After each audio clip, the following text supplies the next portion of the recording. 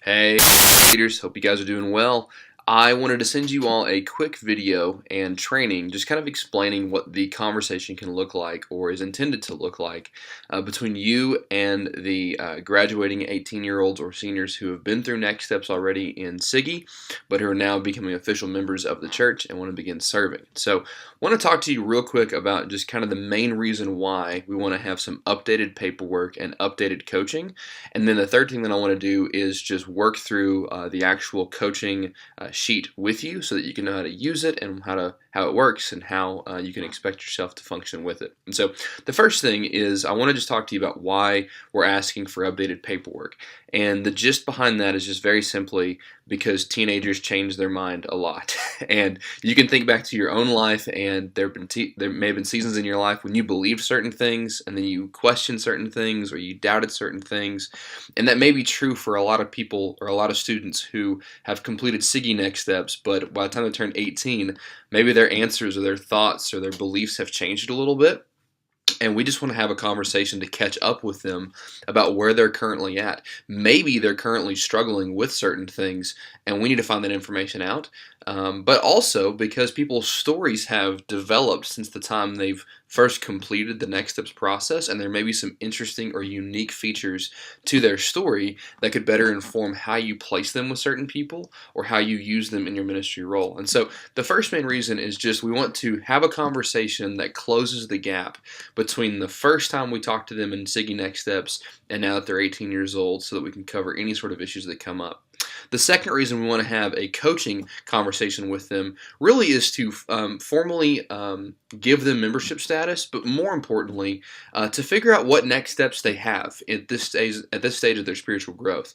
And so, because we really care about the ongoing development of people who are members and who are going to be serving, this is just a very practical way for you to find out how you can walk with them, serve them, or address certain next steps in their life. And so those are the two main reasons for why we want to have this conversation with the students that are graduating and staying here and want to become members to serve.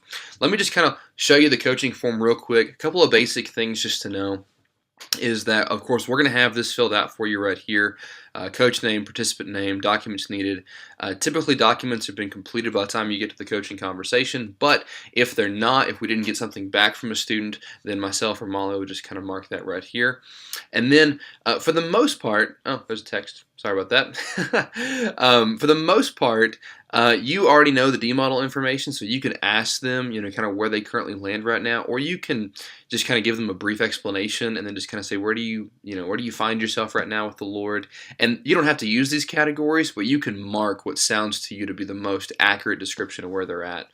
And then, to be honest with you, I always just kind of set the document to the side, and then I just listen, I try to understand, ask questions, and then once the conversation is over, I mark a few things here, like what they're interested in terms of connecting, whether it's joining a group, an off-campus group, influence. Obviously, we're having the conversation because they want to serve, and so we can mark down specifics there.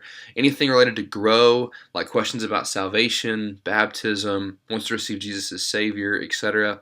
And then right here is a nice new addition that we have, the belief assessment. Does the person you coach still have questions or disagreements regarding our core beliefs? And this is really important, obviously, because if you have somebody teaching, you want to make sure that they're in line with what we believe and are going to teach the truth. And so if the answer to that question is no, they don't have any questions, awesome. If the answer is yes, then you want to mark down which specific beliefs that person is struggling with. And you can either choose to follow up with them on that, or you can get with me and we can get you some resources and some assistance in that regard.